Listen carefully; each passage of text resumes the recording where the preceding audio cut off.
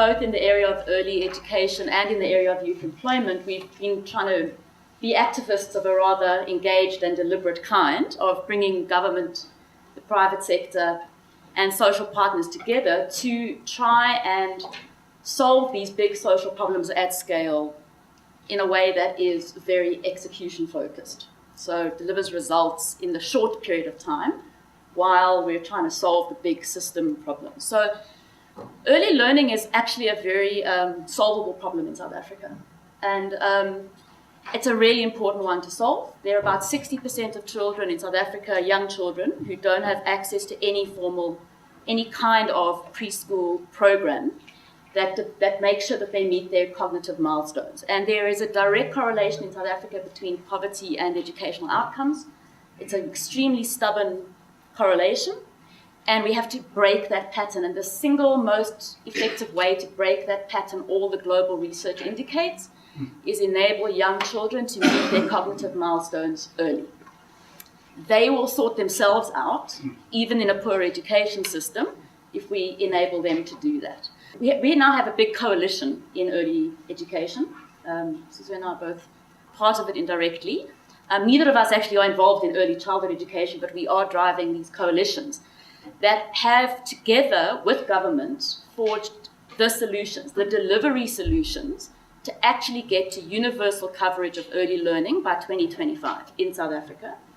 And we have all the ingredients we need to do that. And the main ingredient, which I think is relevant to this conversation, and it's where activism and some of the early points that were made meet, is that actually our single biggest asset in delivering early learning is not the education system, it's not government, and it's not business. It is the social capital of women in South Africa who raise children.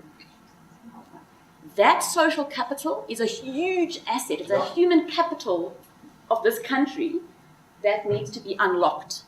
And what we have found through initiatives like Smart Start and our programs together through the coalition with the government and business around enterprise incubation in townships is that if you simply enable women who are caregivers and young women and youth who are caregivers to be effective early learning practitioners, and that can be achieved in 3 days.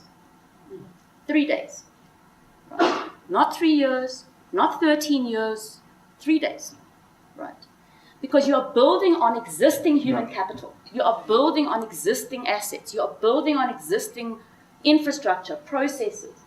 And so I just want to really highlight that because I think it's an example of our paralysis by not looking at what we have and finding the breakthrough solutions that we need. And I would say the same is true in youth employment, which is that our skills system, our skills infrastructure, and all the incentives around skilling in this country are obsessed with qualifications that serve no purpose. And what we've demonstrated through organizations like the Harambee Youth Employment Accelerator and our government partners is that, again, you can get a young person into a coding job, right, without going through any tertiary institution and without a qualification, right? And you can create hundreds of thousands of those kinds of jobs, actually, by bringing them to South Africa. Yeah, you can. Because I think what we need is breakthrough solution thinking, and I think there's not enough of that in our activism.